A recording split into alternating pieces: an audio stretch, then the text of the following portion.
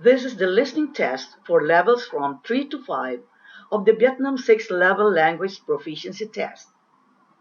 There are 3 parts to the test. You will hear each part once.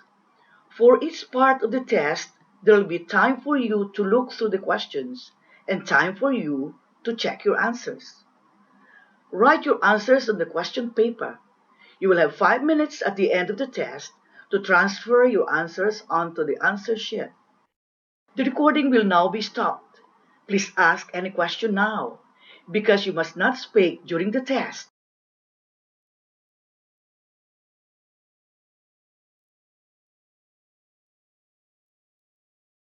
Part 3. Questions 21 to 35. In this part, you will hear 3 talks, lectures or conversations. The talks, lectures or conversations will not be repeated. There are 5 questions for each talk, lecture or conversation. For each question, choose the right answer. A, B, C or D. Questions 21 to 25 refer to the following professor's lecture. First, take some time to read the questions 21 to 25.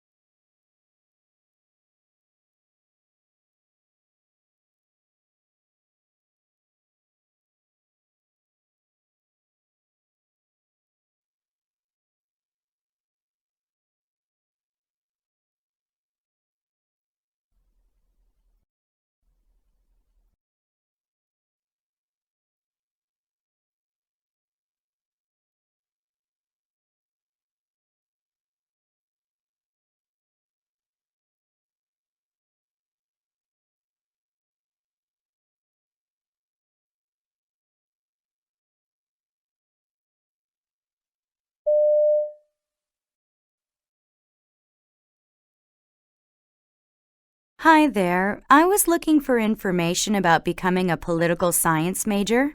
Sure, we have some brochures right here. Thanks, but could I ask you a few questions? No problem. Fire away. Are there many requirements for political science? Not really. Just you must take Political Science 1 and 2, a general history class, and a writing seminar. I thought you had to take economics too.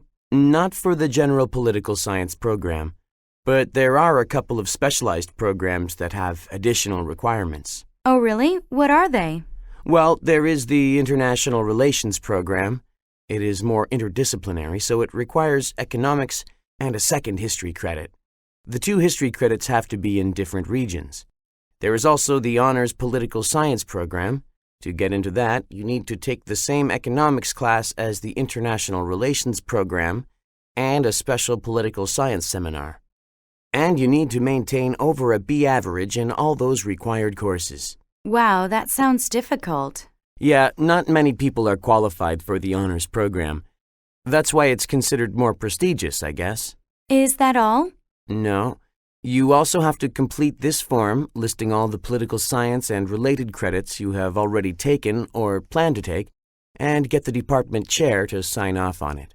Ugh, this is really a lot of work. Yeah, but everyone has to do it. It's not different from any other majors. The department wants to know that you've thought about your major carefully and thoroughly, and that all the students are being realistic in their expectations.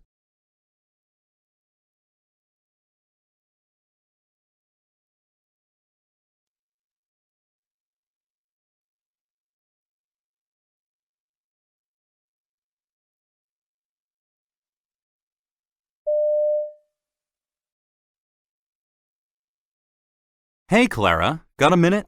Oh, hi, Will. Sure, I've got plenty of time. What's the matter? Did you see the poster saying that our debate club meeting tonight had been moved? Oh, yes. You didn't get the email? My computer hasn't been working these few days, so I can't get access to my mailbox. Anyway, why has it been moved? That whole wing of the Student Union building is getting repainted today, so it's off limits until the paint dries, vented properly, and the workers clean everything up. It's about time. The club offices in the student building have been looking run down for quite a while now. A new paint job would do them a world of good. And the rooms are going to be repainted in a lighter color, too. That old paint was too dark and depressing. A lighter color would help everything look bigger, too. Our debate club could use that. Yeah, but we need more than just light paint. We've grown too big for that little room. We really need to move into a bigger place.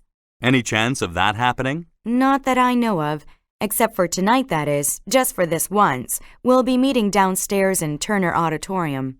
That place is huge, way too big for us. I know, but it was the only place available tonight, and it was either there or else cancel the meeting altogether. I guess it's better than canceling, although to be honest, I could use another week to prepare for my speech. I've been really busy with my classes lately.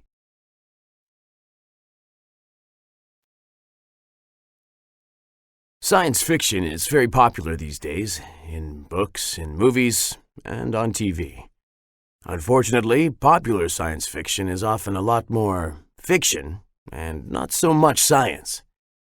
One of the most common problems is science fiction's fascination with faster-than-light travel. We know that is impossible as it violates Einstein's basic theory of space and time. But on Star Trek and other science fiction shows, spaceships jump from star to star and galaxy to galaxy like you or I might want to drive to another city. In truth, the closest star to Earth, Proxima Centauri, is over 3 light years away. That means traveling at the speed of light, the fastest speed anyone theoretically could travel. It would take 3 years to make it to our nearest neighbor. Other stars and galaxies are routinely thousands and millions of light years away, making intergalactic travel an impossibility.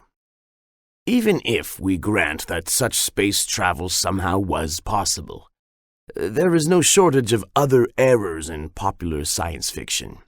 In Star Wars and other films, spaceships swoop across the screen with their engines emitting a great roar.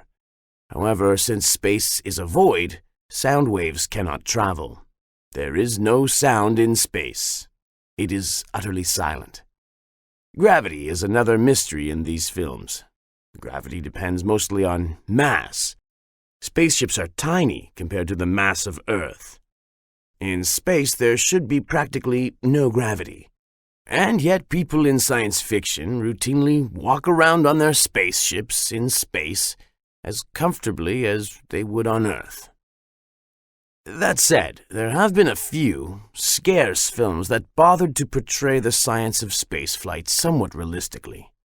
In 2001, A Space Odyssey, the ship must rotate to create artificial gravity. Outside the spaceship there is total silence, and the voyage from Earth to Jupiter takes many months. But such films are the exception, not the rule. While science fiction may be enjoyable, you should look elsewhere to learn about science.